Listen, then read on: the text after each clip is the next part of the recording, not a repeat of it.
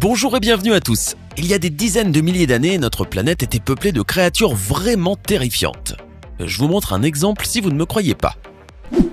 Avez-vous déjà entendu parler du Titanoboa ? Au cas où vous ne le saviez pas, le Titanoboa était le plus grand serpent qui ait jamais existé sur notre planète. Il mesurait 14 mètres de long et pesait environ 1 tonne. Bien sûr que c'est insensé, n'est-ce pas ? Comme je sais que beaucoup d'entre nous ici n'avons aucune idée de ces bêtes bizarres qui se sont un jour baladées sur notre planète, j'ai rassemblé pour vous 10 animaux qui par chance n'existent plus. De toute façon, je suis sûr que vous allez adorer cette vidéo. Mais avant de commencer avec ce thème, j'ai pour vous une petite question. D'après vous, quelle est la ville la plus ancienne de France ? Est-ce option A, Béziers ? Option B, Marseille ? Option C, Saint-Rémy-en-Bouzemont, Saint-Genest et Isson. Si vous pensez avoir la bonne réponse, c'est le moment de l'écrire dans les commentaires. Réponse en fin de vidéo.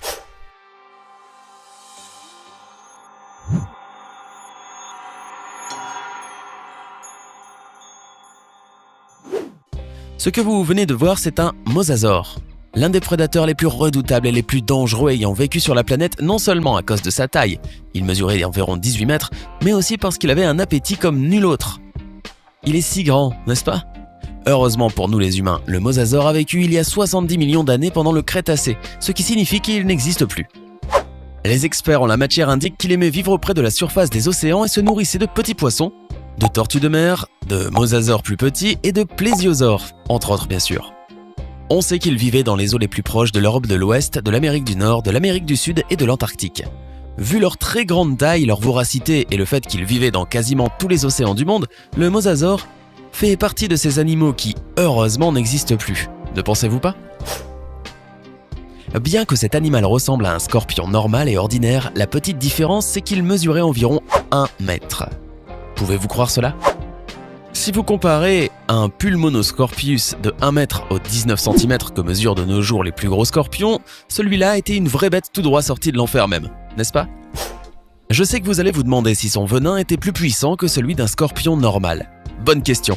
Or, comme ils vécurent il y a très longtemps, il n'existe pas d'échantillon pour déterminer la puissance de leur venin. Ce que vous devez savoir par contre, c'est que, vu leur anatomie, ils avaient de petites pinces et une queue épaisse. Le plus probable est qu'ils sécrétaient un venin capable de paralyser de très grands animaux d'une seule piqûre, sans parler d'un être humain. En raison de tout cela, et vu leur grande taille et leur puissant venin, c'est une chance qu'ils aient disparu il y a 300 millions d'années, pendant le Carbonifère. La première fois qu'on ait appris l'existence de ce scorpion, ce fut grâce à quelques fossiles découverts en Écosse, en 1994. Depuis, il fut classé comme l'une des espèces de scorpions les plus effrayantes de l'histoire. Le Gigantopithèque était une énorme créature qui vécut dans les forêts de l'Asie il y a plus de 100 000 ans, pendant une petite partie du Quaternaire. D'après plusieurs études, cette créature qui pesait 545 kg et mesurait près de 3 mètres de haut est le plus grand primate qui ait marché sur la planète. Juste pour vous donner une idée, si nous le comparons aux gorilles qui sont également des bêtes imposantes, le Gigantopithèque était 2 ou 3 fois plus grand et plus fort qu'un gorille. Incroyable, n'est-ce pas ? Face à ces conditions, un être humain n'aurait pas la moindre chance de lutter dans un combat corps à corps contre cette bête. Bien que ce soit triste qu'il n'existe plus, pour nos ancêtres, ce fut un soulagement qu'il ait disparu, en raison de sa taille et de la puissance qu'il dégageait. Depuis qu'on ait appris l'existence du Gigantopithèque en 1935, il fut classé comme l'une des bêtes les plus impressionnantes de l'histoire. Cet animal effrayant qui ressemble à un cafard gigantesque est en réalité un ancêtre des chilopodes et des mille pattes, ayant vécu il y a 300 millions d'années. Je pense que si la vue de l'un de ces petits insectes vous fait peur, vous n'aimerez donc pas savoir qu'un arthropleura pouvait mesurer jusqu'à 2,30 m. Vous imaginez cela ? Contrairement aux autres animaux de cette liste, l'arthropleura n'avait pas un comportement tellement violent et n'était pas non plus une super bête carnivore. Mais comme il n'y avait pas de prédateurs constituant une menace constante pour l'espèce, la grande majorité de ces animaux arrivèrent à l'âge adulte sans aucun problème, atteignant cette longueur incroyable de 2,30 m. Eh bien, pensez-y juste un instant. Vous imaginez que cette chose-là vous frôle la jambe pendant que vous vous promenez dans les bois ? Heureusement qu'il n'existe plus. En raison de la grande taille qu'avaient ces bestioles qui ressemblent à des cafards géants, j'ai décidé qu'il n'y aurait aucun mal à les placer dans cette liste. Si vous avez très peur des serpents, vous serez certainement reconnaissant de savoir que les Titanoboa n'existent plus. Il s'agit essentiellement du plus grand serpent de toute l'histoire. Il mesurait 13 ou 14 mètres et pouvait peser environ 1,13 tonnes à l'âge adulte. Si on le compare au plus grand serpent qui existe aujourd'hui, le Titanoboa était 2 ou 3 fois plus grand et 7 fois plus lourd. Vous imaginez cela? Pour être aussi gigantesque, on sait que son régime alimentaire était composé de crocodiles et d'énormes tortues. Il attrapait ses proies en les étranglant et les mangeait en entier comme si de rien n'était. Non seulement cela vous donne une idée de la taille énorme de ce serpent, mais vous pouvez être reconnaissant de ne pas avoir vécu à cette époque si effrayante. D'après plusieurs experts, le Titanoboa vivait dans une grande partie de l'Amérique du Sud. Plus que tout dans les forêts tropicales de la Colombie, il y a quelques 58 millions d'années plus ou moins durant une petite partie du Paléogène. Depuis que ces restes ont été découverts pour la première fois en 2004, le Titanoboa est considéré comme le serpent le plus troublant qui ait rampé sur notre planète. Intéressant, non? Le mégalodon est l'un des animaux préhistoriques les plus redoutables qu'on ait connus. Rien qu'à voir la taille de l'une de ses dents, vous allez comprendre pourquoi il est considéré comme l'un des plus grands super-prédateurs de l'histoire. Bien qu'il y ait des personnes qui pensent qu'il doit encore y avoir un spécimen vivant dans l'océan, on sait que les mégalodons ont vécu sur notre planète il y a plusieurs millions d'années, durant le Cénozoïque. Et de nos jours, il n'y a aucune preuve qu'ils soient toujours en vie. Mais laissons de côté cette histoire. Vous devez savoir que les mégalodons étaient d'énormes bêtes qui mesuraient environ 18 mètres de long. Leur morsure était 10 fois plus puissante que celle d'un requin blanc adulte. Vous imaginez cela? Saviez-vous que son alimentation était constituée de baleines, de dauphins et de tortues de mer géantes? C'est terrifiant, n'est-ce pas? En raison de sa grande taille, de la puissance de sa morsure et du fait que c'était un excellent chasseur, le mégalodon est considéré comme l'un des vertébrés les plus puissants de toute l'histoire. Par chance alors, ou peut-être par malchance, si vous auriez aimé en voir un, le dernier mégalodon a disparu il y a plus de 2 millions d'années.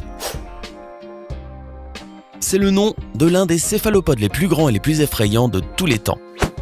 Le Camérocéras avait 2 points forts qui le plaçaient parmi les super prédateurs ayant existé il y a des millions d'années, pendant l'Ordovicien.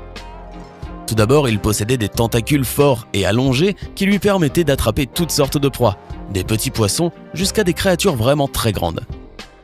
Son deuxième point fort était son corps en forme de corne, non seulement parce qu'il mesurait environ 9 mètres, mais parce qu'il était très dur. C'est pourquoi il pouvait s'en servir pour déchiqueter n'importe quelle créature, quelle que fût sa force.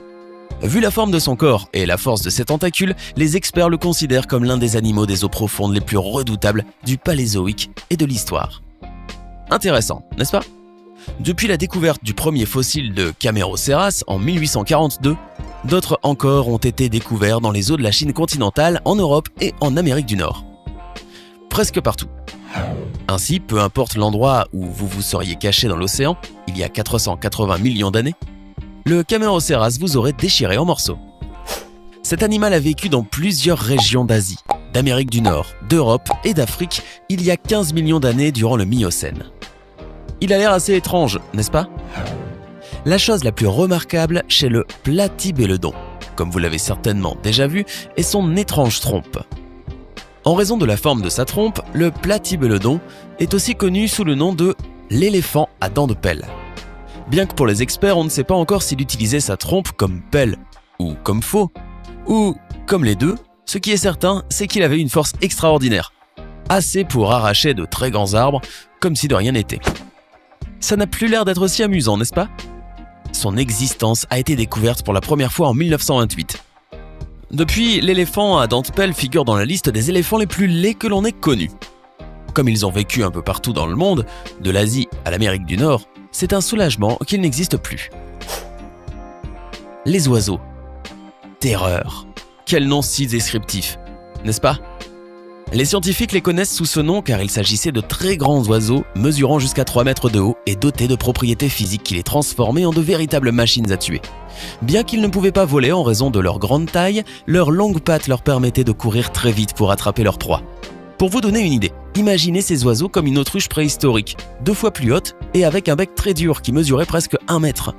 Durant les 60 millions d'années où ils vécurent en Amérique du Sud, presque tout au long du Cénozoïque, ce furent de redoutables super-prédateurs à l'appétit vorace.